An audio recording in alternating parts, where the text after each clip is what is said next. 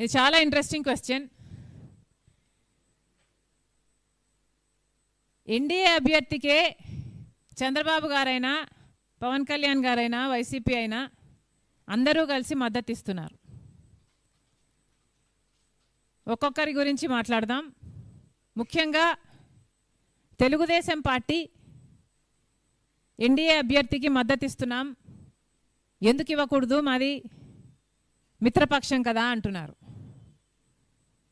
నిజమే, మీది మిత్రపక్షమే. కానీ తెలుగుదేశం పార్టీ పెట్టిందే తెలుగు ఆత్మగౌరవం కోసం కాదా? మరి ఈరోజు తెలుగువాడు నిలబడి ఉన్నాడు.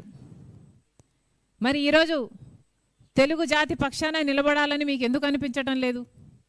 ఆ రోజు ఎన్టీఆర్ గారు పివి నరసింహారావు గారి కోసం నంద్యాల సీటు వదులుకోలేదా? ఎందుకు వదులుకున్నాడు? ఎందుకంటే ఒక తెలుగువాడు మంచి పదవిలో ఉంటే అది తెలుగు జాతికే ఖ్యాతి అనుకున్నారు కాబట్టే కదా వదులుకోగలిగారు.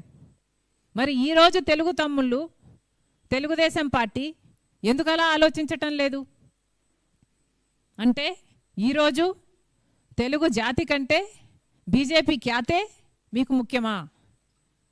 తెలుగు ఆత్మగౌరవం కంటే మోడీ ఆత్మగౌరవమే మీకు ముఖ్యమా? ఏం చెప్పాలనుకుంటున్నారు? తెలుగువారి ఆత్మగౌరవం కోసం స్థాపించబడిన తెలుగుదేశం పార్టీ ఈరోజు వైస్ ప్రెసిడెంట్ పోస్ట్కి ఒక తెలుగువాడు నిలబడితే వారికి సపోర్ట్ ఇయ్యారంట. నిస్సిగ్గుగా మాది మిత్రధర్మం, మిత్రపక్షం కాబట్టి మేము ఇవ్వము అని చెప్తున్నారు. పోనీ వైసీపీని తీసుకుందాం. వైసీపీ అయినా తెలుగువాడు, మీ సామాజిక వర్గానికి చెందినవాడు, మరి ఎందుకు మీరు మద్దతు ఇవ్వటం లేదు? ఒక్క కారణమైనా చెప్పారా?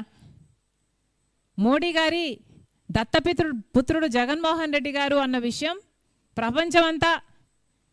ప్రపంచం అంతటికీ తెలిసిన రాజశేఖర్ రెడ్డి గారు కొడుకు కాబట్టి, రాజశేఖర్ రెడ్డి గారు ఎప్పుడు బీజేపీకి మద్దతు ఇవ్వలేదు కాబట్టి, బీజేపీ వ్యతిరేకించారు కాబట్టి, జగన్మోహన్ రెడ్డి గారు రాజశేఖర్ రెడ్డి గారి కొడుకులా అండగా నిలబడతారు అనుకున్న సామాజిక వర్గాలన్నీ ఇప్పటికి మోసపోయాయి.